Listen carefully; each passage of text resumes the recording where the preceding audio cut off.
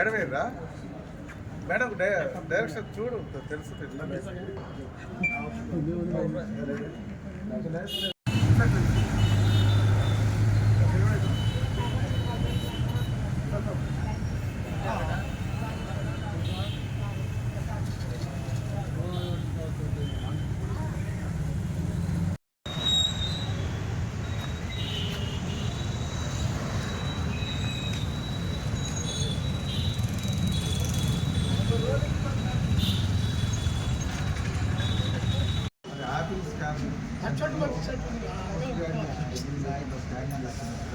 అదే పద్ధతిలో service card సెంటర్లో టెక్నీషియన్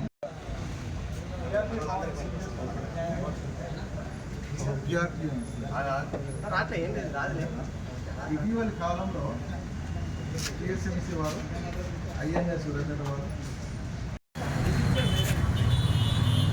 పీడిఎఫ్ ఫైల్ తీసినవారా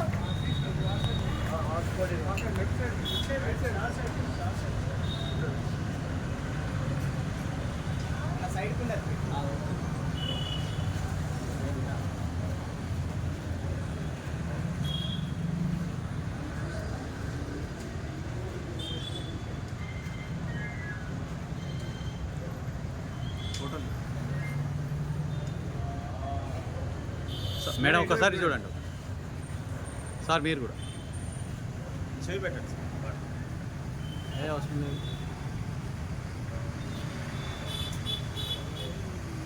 నెంబర్ తీసుకొని పీడిఎఫ్ ఫైల్ కూడా పంపిస్తాం.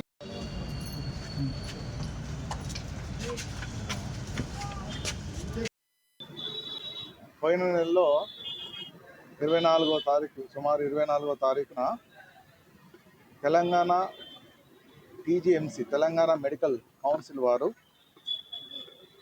విజిట్ చేసి యాపిల్ స్కాన్లో విజిట్ చేసి మరి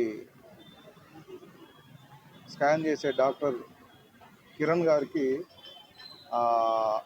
రేడియో డయాగ్నోసిస్లో డిగ్రీ లేదు అనే విషయం పైన మరి తేల్చి చెప్పడము,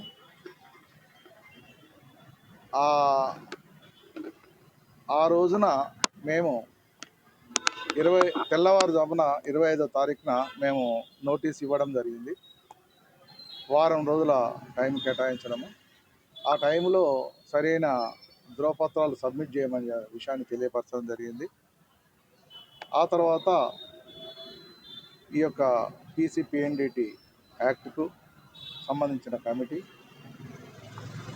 షోకాజ్ నోటీసు ఇచ్చి వారం రోజులు శుక్రవారంతో గడిచిపోవడము, మరి అయినా కూడా మరి స్పందన రాకపోవడం వల్ల ఈరోజు ఈ యొక్క స్కాన్ సెంటర్ను సస్పెన్షన్, అంటే స్కాన్ సెంటర్కి ఇచ్చిన ఏదైతే రిజిస్ట్రేషన్ ఉందో ఆ రిజిస్ట్రేషన్ను సస్పెన్షన్ చేయడము జరిగినది.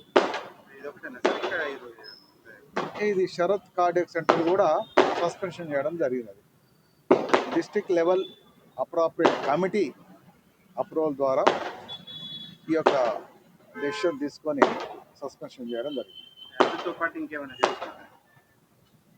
యాపిల్ స్కానింగ్తో పాటు ఇంకా మిగతా హాస్పిటల్ ఏమైనా చేస్తున్నారు? అదే సస్పెన్షన్ చేయడము రెండు, యాపిల్ స్కాను మరియు శరత్ కార్డియాక్ సెంటర్. తర్వాత శ్రీకృష్ణ హాస్పిటల్, సాయి గణేష్ హాస్పిటల్కి సంబంధించిన దానికి RDO, DMHO, IMA member or chairperson అంటే president and government general hospital సంబంధించిన ఒక సీనియర్ మోస్ట్ డాక్టర్, ఈ నలుగురు కలిసి మరి కమిటీగా ఫార్మేషన్ చేయడం జరిగినది. కలిపి ఈ కమిటీ షార్ట్లీ ఎంక్వైరీ చేసి రిపోర్ట్ సబ్మిషన్ చేసిన తర్వాత ఆ రిపోర్ట్ ఆధారంగా ఫర్దర్ యాక్షన్ తీసుకోవడం జరుగుతుంది.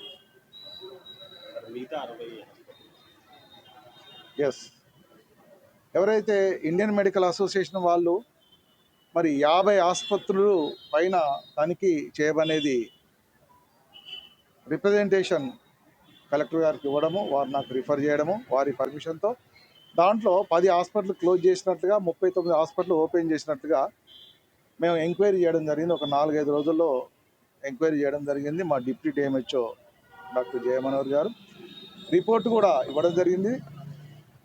చిన్న చిన్న ఆ లోపాలను సరిదిద్దుకోవడానికి కూడా వాళ్ళకు 2-3 రోజుల గడువు ఇవ్వడం జరిగినది. ఎవరైతే ఈ 2-3 రోజుల గడువులో రానట్లయితే వాళ్ళకు సుమారుగా 18 మంది వరకు హాస్పిటల్కి మన నోటీసులు కూడా ఇవ్వడం జరిగింది.